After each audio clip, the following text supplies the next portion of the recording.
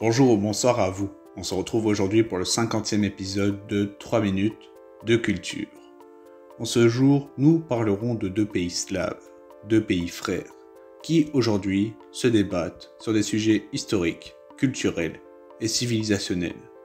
Nous parlerons donc de la Bulgarie et de la Macédoine du Nord. La Macédoine du Nord, ex-république yougoslave, malgré ses nombreuses réformes et son changement de nom en 2018 pour le plus grand plaisir de la Grèce, voisine, ne voit toujours pas les portes de l'Union européenne s'ouvrir. Surtout à cause, uniquement à cause, je dirais même, du gouvernement de Boyko Borisov, qui, pour satisfaire ses ambitions et électorat nationaliste, met à mal son voisin de 2 millions d'habitants.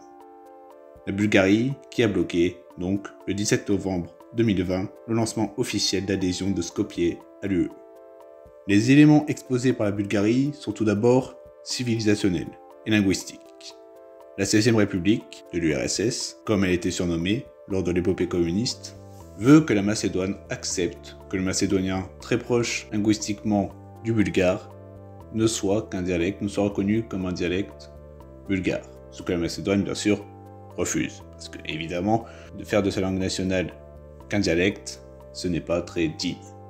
Et aussi la Macédoine, qui est peuplée à certaines parties à majorité de Bulgares, veut que ceci ait une importance plus grande au sein de ce pays. Mais les contentieux sont surtout historiques. Premièrement, avec Goce Delchek, héros national bulgare et à la fois aussi macédonien, a héroïquement lutté contre l'Empire ottoman de sa chute, à la fin lorsque la Bulgarie et la Macédoine devenaient indépendantes. Et chacun, même si il était de nationalité bulgare et se revendiquait plus bulgare, il a plus fait pour la Macédoine, comme Che Guevara, qui lui était argentin mais qui a fait beaucoup plus pour Cuba. Les deux entités pensent chacune qu'elles sont les plus légitimes à s'approprier son histoire.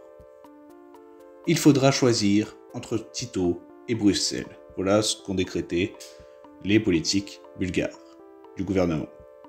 La Bulgarie, qui a failli être une république yougoslave, n'accepte pas la yougo-nostalgie macédonienne, considérant que Tito était l'un des pires dictateurs de l'histoire, et que cette Yougoslavie a séparé leur peuple.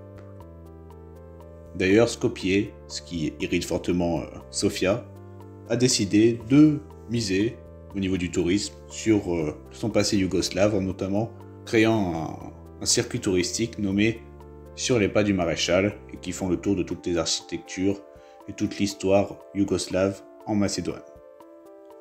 Autrefois, la Macédoine, faisant partie de l'Empire ottoman, lors de sa pré-chute, Bulgares et Serbes indépendants, des Turcs, ont lutté lors de la seconde et légèrement lors de la première guerre balkanique pour s'accaparer cette Macédoine. La Serbie, ayant gagné, se l'appropriait, donc, est arrivée sous influence serbe dans le cercle de la Serbie, et donc qui a intégré le royaume des Serbes, Croates et Slovènes en 1918. Ce qui ne passe pas en Macédoine, oui, petit contentieux encore historique, mais cette fois de la part de la Macédoine, c'est l'occupation terrible par la Bulgarie lors de la Seconde Guerre mondiale, de leur province par les Bulgares, qui ont commis de nombreux crimes, ce que dément toujours Sofia. Pour la Bulgarie, l'histoire de la Macédoine et de même sont exactement pareils, sont liés pour toujours. Ce qui fait pour eux de la Macédoine une partie de la Bulgarie. Même si on n'en est pas au point où la Bulgarie demande une annexion. On n'en est pas du tout là. Malgré les équipes d'historiens venant des deux camps, déployées pour standardiser l'histoire et donc les manuels scolaires, les querelles ne se sont pas estompées. Chaque historien ayant chacun d'entre eux un sentiment patriotique. Il faudrait donc avoir un certain regard objectif. Toutes ces querelles ne font, comme semble le chercher le gouvernement de Boyko Borisov, qu'enflammer le nationalisme de chacun des deux pays, et donc la haine l'un envers l'autre. Deux frères ennemis. Cette haine qui bloque donc le processus de Berlin cherchant à intégrer à la fois la Macédoine du Nord et aussi l'Albanie.